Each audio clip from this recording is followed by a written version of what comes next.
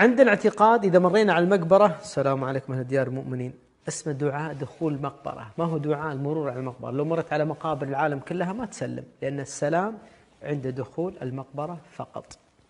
شباب سالفة الشيلات هذه ترى هي أغاني، لا يبقى الشيلات يعني كأنها أناشيد، حتى الأناشيد فيها كلام بعد.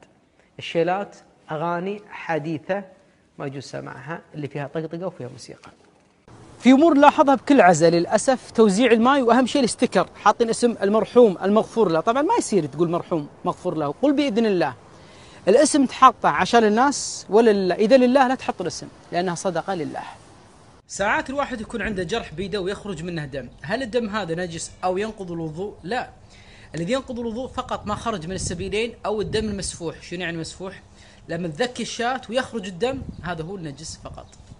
ساعات نكون في البر أو في البحر، بحذف الإسخرة، عندي شاي حار بصبه على الأرض، سم بسم الله، قلت بسم الله قبل لا تصب الشاي الحار، لا تؤذي إخوانك من الجن لعلك تؤذيهم، وإذا أذوك فلا تلومن إلا نفسك.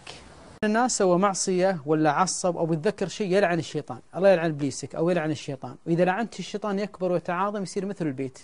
والصحيح الله تعالى قال لنا: وإما ينزغنك من الشيطان نزغ فاستعذ بالله. الرسول قال: لا تسبوا الشيطان. إلى متى وأنت تتأخر في الإتيان ليوم الجمعة؟ كل جمعة تأتي متأخر. إذا صعد الخطيب المنبر الملائكة غلقت الصحف، يعني اسمك مو موجود، كل جمعة متأخر. تعال مبكر ليوم الجمعة، لك بالخطوة الواحدة لصلاة الجمعة أجر صيام سنة وقيامه. أي مصيبة تصير عنده والله عين، جاتنا عين. حتى بعضهم يقولك عين ما صلت على النبي عليه الصلاة والسلام. الصلاة على النبي عليه الصلاة والسلام ما لها شغل بدفع العين، عين لم تبرك، والصحيح تقول اللهم بارك له وبارك عليه. أما عين ما صلت على النبي خطأ. بعض الأمهات ولا بعض الآباء يحني رأسه أو يحني لحيته، بعض الآباء يؤخر الشيب أو يغطي الشيب، لا حرج في الحناء ولو كانت سوداء، ولا حرج في ذلك. فالنبي عليه الصلاة والسلام حث على التخضيب يعني الحناء. البقية بحياتك والبقى بروسكم، والله يجعلها آخر الأحزان وانتقل إلى المثوى الأخير. يا أخوان الكلام هذا كله غلط. الصحيح تقول: عظم الله أجوركم، أحسن الله عزاءكم، لله ما أخذ له ما أعطى، وكل شيء عنده بمقدار، اصبر واحتسب. هذا اللي ثبت. من الأمور المنهي عنها نتف الشيب. بعض الناس يشوف الشيب يروح ينتفه، نهى عليه الصلاة والسلام عن نتف الشيب. ولا تقلق، هو وقار، وقال عليه الصلاة والسلام: نور وضياء لك يوم القيامة. في وصية عظيمة جدا ومنزلة عظيمة.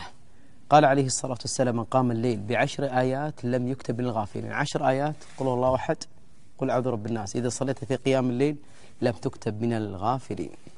من السنة المهجورة إذا عطس الإنسان يقول الحمد لله، ويجوز تقول الحمد لله رب العالمين، ويجوز تقول الحمد لله حمدا كثيرا طيبا مباركا فيه، ويجوز